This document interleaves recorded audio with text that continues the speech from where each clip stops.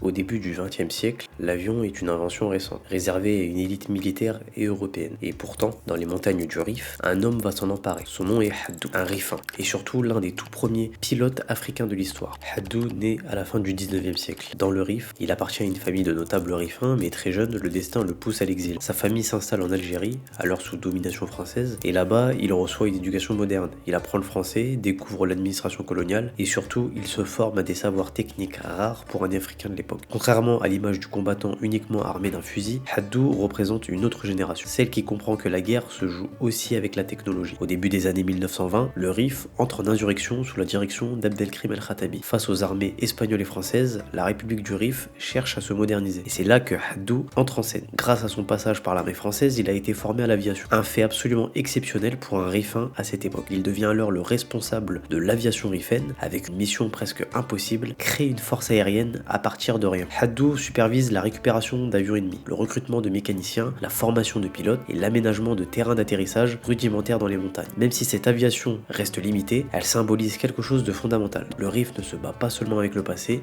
il tente de maîtriser l'avenir. Mais Haddou n'est pas seulement un pilote, il est aussi diplomate, organisateur, homme de réseau. Il participe aux relations extérieures de la République du Rif et joue un rôle clé dans la logistique et le renseignement. Après la défaite du Rif en 1926, Haddou est arrêté puis placé sous surveillance. Il finit sa vie loin des projecteurs, dans un quasi-oubli imposé par l'histoire coloniale.